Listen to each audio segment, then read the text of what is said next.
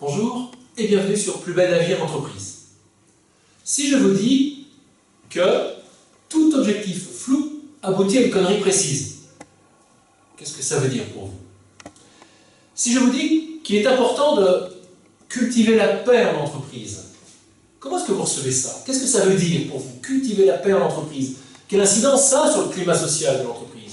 Et puis si je vous dis en dernier lieu que le plus bel endroit où vous pouvez donner le meilleur de vous-même, être le plus rentable, le plus productif et la meilleure qualité, c'est le lieu où vous exercez avec votre talent.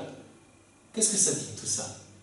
Eh bien oui, ça nous parle quelque part de développer, de concilier le bien-être au travail, de travailler sur la performance. Comment est-ce que vous fixez les objectifs? Est-ce que vous avez une méthode pour fixer les objectifs? Est-ce qu'ils sont partagés avec votre équipe ou est-ce qu'ils sont imposés? Est-ce qu'ils sont évalués, c'est-à-dire est-ce qu'ils sont réalisables et réalistes? Ou au contraire, est-ce qu'ils ne sont pas réalisables et ça démotive l'équipe parce qu'on ne peut pas les atteindre? Est-ce que les objectifs très importants sont fractionnés, divisés en sous-objectifs par exemple, pour les rendre atteignables et que les gens aient du plaisir à le faire? Ou au contraire? En ce qui concerne le climat de l'entreprise, quelqu'un disait que le premier lieu où il y a la paix et le premier lieu où il y a la guerre, c'est vous-même, moi-même, à l'intérieur de nous-mêmes. C'est-à-dire que lorsque vous travaillez, il y a deux options possibles. Est-ce que vous êtes sur une dynamique de cultiver la paix dans les relations, d'entretenir la paix, de dire des paroles de reconnaissance, de valorisation, de savoir dire merci, par exemple, savoir s'excuser aussi, ou au contraire, est-ce que je suis dans une dynamique intérieure de querelle, une dynamique de rancune, de rancœur, de compétition?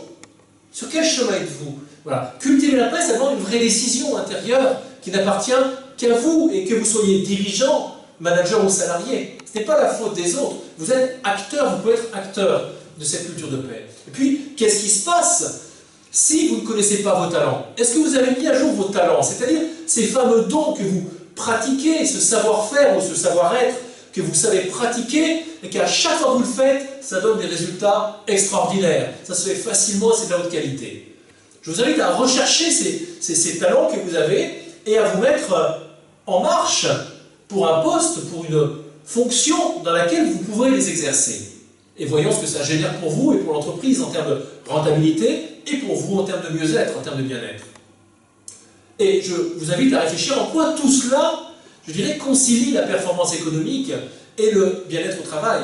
En quoi ces clés nous parlent de rendre plus belle la vie en entreprise. Et bien pour cela, je vous donne rendez-vous sur le site de RCF pour le podcast et l'émission ou alors sur www.groupe-eicl.com. À bientôt.